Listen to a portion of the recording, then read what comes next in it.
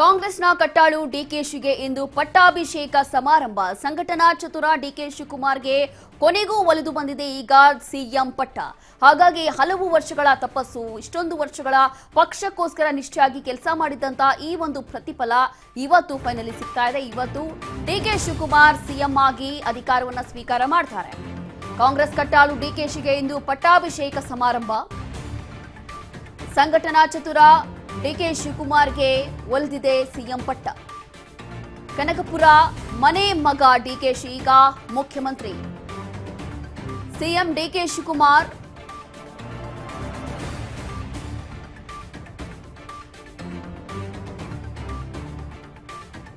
ಕನಕಪುರದ ಮನೆ ಮಗ ಡಿಕೆ ಶಿವಕುಮಾರ್ ಈಗ ಮುಖ್ಯಮಂತ್ರಿ ಆಗ್ತಿದ್ದಾರೆ. CM DK Shivakumar son of Kempegowda.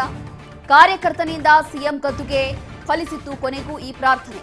ಪರಿಶ್ರಮದ ಸಮರ್ಪಣೆಗೆ ಕೊನೆಗೂ ಈಗ ಪ್ರತಿಫಲ ಸಿಕ್ಕಿದೆ.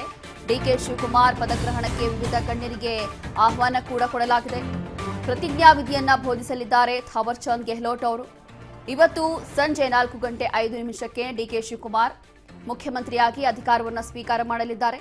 ಈ ಒಂದು ಪದಗ್ರಹಣ ಕಾರ್ಯಕ್ರಮಕ್ಕೆ ಹಲವು ವಿವಿಧ ಕ್ಷೇತ್ರಗಳಿಂದ ಹಲವು ಗಣ್ಯರಿಗೆ ವಿಶೇಷವಾಗಿ ಆಹ್ವಾನ ಕೂಡ ಮಾಡಲಾಗಿದೆ.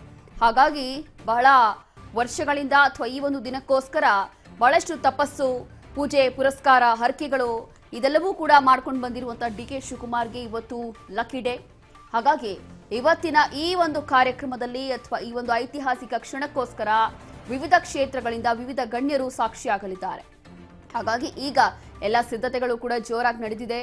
ಕಾಂಗ್ರೆಸ್ನ ಕಟ್ಟಾಳು ಟ್ರಬಲ್ ಶೂಟರ್ ಅಂತಾನೆ ಫೇಮಸ್ ಆಗಿರುವಂತಹ ಡಿಕೆ ಶಿವಕುಮಾರ್ ಈಗ ಕರ್ನಾಟಕದ ಮುಖ್ಯಮಂತ್ರಿಯಾಗಿ ಇವತ್ತು ಅಧಿಕಾರವನ್ನು ಸ್ವೀಕಾರ ಮಾಡಲಿದ್ದಾರೆ. ಕನಕಪುರದ ಮನೆ ಮಗ ಡಿಕೆಶಿಗೆ ಈಗಾಗಲೇ ಅಲ್ಲಿರುವಂತಹ ಕನಕಪುರದ ಜನತೆ ಆಶೀರ್ವಾದವನ್ನ ಮಾಡ್ತಿದ್ದಾರೆ ಅಂತಂದ್ರೆ ಎಲ್ಲರಿಗೂ ಕೂಡ ಒಂದು ಭರವಸೆ ಇದೆ.